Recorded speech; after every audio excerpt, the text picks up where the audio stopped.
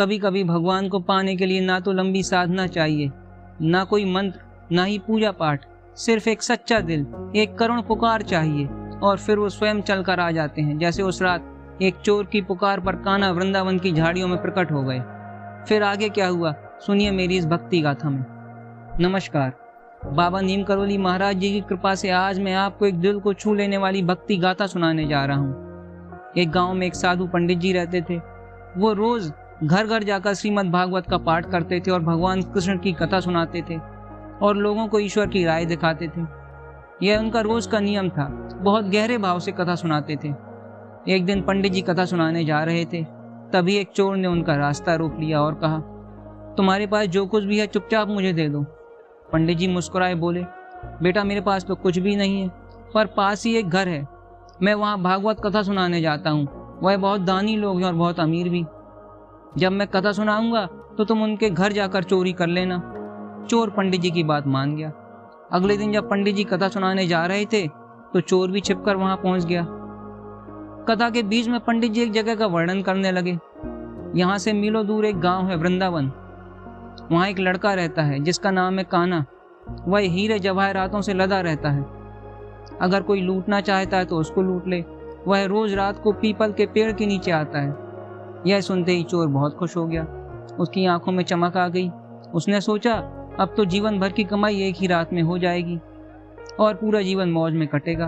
घर आया, पत्नी को जाकर यह बात बताई। पत्नी भी बहुत खुश हो गई। पत्नी से खाना बनवाया और 2 रोटी और सत्तू लेकर निकल पड़ा कान्हा को लूटने। रास्ते भर बस एक ही नाम लेता रहा, कान्हा कान्हा। दिन भर चला। रात वो वृंदावन पहुंचा। गहरा अंधेरा था, जंगल की सर्द हवा और चारों तरफ सन्नाटा था। वह पीपल के पेड़ के पास झाड़ियों के पीछे छुप गया। झाड़ियों में लगे कांटे उसके शरीर में चुभने लगे। उसके पूरे शरीर से रक्त बहने लगा।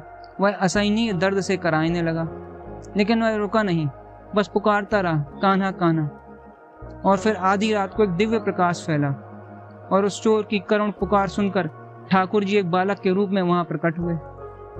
जैसे ही पीपल के पेड़ के पास पहुंचे, चोर झट से बाहर निकल कर आया और उन्हें पकड़ लिया और चाकू लगाकर बोला, तूने मुझे बहुत दुखी किया है कान्हा, अब चुपचाप अपने सारे गहने मुझे दे दे। कान्हा जी मुस्कुराए और अपना सब कुछ उसे दे दिया। चोर की खुशी का ठिकाना न रहा। अगले दिन वह चोर गांव वापस लौटा, बहुत खुश था और सबसे पहले पंडित जी के पास गया और बोला, महाराज मैं कान्हा को लूट कर आया हूँ, और कुछ हिस्सा पंडित जी को दे दिया। पंडित जी चौंक गए, उन्हें विश्वास नहीं हुआ। चोर से बोले, मैं इतने सालों से कथा कह रहा हूँ, मुझे आज तक नहीं मिले। तुम जैसे पापी को कान्हा कहाँ से मिल सकते हैं? पंडित जी बोले, चलो देखता हूँ तुम्हारा कान्हा कैसा दिखता है। दोनों चल दिए, वृंदावन पहुंचे, झाड़ियों में छिप गए। दोनों का शरीर लहूलुहान हो गया। दोनों कान्हा कान्हा पुकारने लगे। आधी रात को फिर वही दिव्य प्रकाश हुआ। कान्हा बाल रूप में फिर प्रकट हुए। पंडित जी की आंखें खुली रह गईं।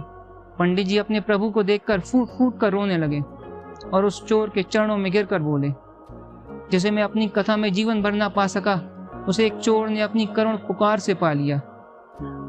और फिर कान्हा ने मुस्कुराते हुए एक बात कही, यदि मन सच्चा हो तो भगवान कांटों में भी मिल सकते हैं, पर यदि मन छल से भरा हो तो कथा में भी दर्शन नहीं होते। और इसलिए कहते हैं, आस्था रखो, प्रेम से पुकारो, ईश्वर दूर नहीं बहुत पास हैं। वो लुटते हैं बस प्रेम और सच्चे मन पर। तो मेरी और एक कहानी ने अगर आपके दिल को छू लिया हो तो लाइक करिए, शेयर करिए। अगर आप भी कान्हा के भक्त हैं तो कमेंट्स में जय श्री कृष्णा जरूर लिखिए। मेरे चैनल को सब्सक्राइब भी करिए। धन्यवाद।